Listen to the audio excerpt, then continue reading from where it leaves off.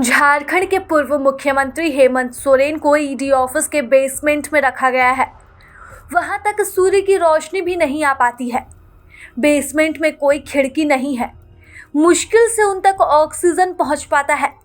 इस कारण ईडी दफ्तर में हेमंत सोरेन को रहने में काफी परेशानी का सामना करना पड़ रहा है।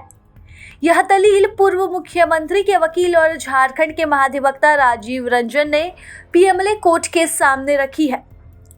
पूर्व सीएम के वकील के द्वारा दलील देते हुए कहा गया कि ईडी की ओर से पूछताछ के दौरान पूर्व मुख्यमंत्री को अच्छी व्यवस्था नहीं दी जा रही है। जिस केस में उन्हें रिमांड पर लिया गया उस केस में कोई साक्ष्य नहीं है और ना ही ईडी अभी तक कोई साक्ष्य जुटा पाई है। ईडी जिस चैट का जिक्र कर रही है वह वर्ष 2020 का है। इसका संबंध 8.5 एकड़ जमीन से भी नहीं है। ईडी इससे पहले उनसे 5 दिनों के हिसाब से 120 घंटे तक पूछताछ कर चुकी है। वहीं 20 जनवरी और 31 जनवरी के आधार पर 16 घंटे की पूछताछ ईडी पहले भी कर चुकी है। इसलिए पूछताछ का और कोई आधार नहीं बनता है। लेकिन तमाम दलीलों को नजरअंदाज करते हुए पीएमएलए कोर्ट ने ईडी को 5 और दिनों की रिमांड दे दी है। रिमांड अवधि आज यानी कि 8 फरवरी से शुरू हो रही है। 12 तारीख तक ईडी पूर्व सीएम से पूछताछ करेगी। इससे पहले हेमंत सोरेन से 3 फरवरी से 7 फरवरी तक ईडी की रिमांड पर पूछताछ हो चुकी है। ऐसे में हेमंत सोरेन को और 5 दिन उसी अंधेरे वाले बेसमेंट में रहना होगा। ये मोबाइल का रिमांड के लिए प्ले किया था। उनको 5 दिन का रिमांड मिला है। हमारे गवर्नमेंट की ऑब्जेक्शन के बावजूद भी हमने ये कहा कि उनका रिमांड का कोई केस नहीं बनता है, क्योंकि ऑलरेडी वो 8 घंटे 20 तारीख और 24 तारीख को हमसे इन्वेस्टिगेशन कर चुके हैं इस सिलसिले में। और 5 दिन के रिमांड में भी 120 घंटे होते हैं।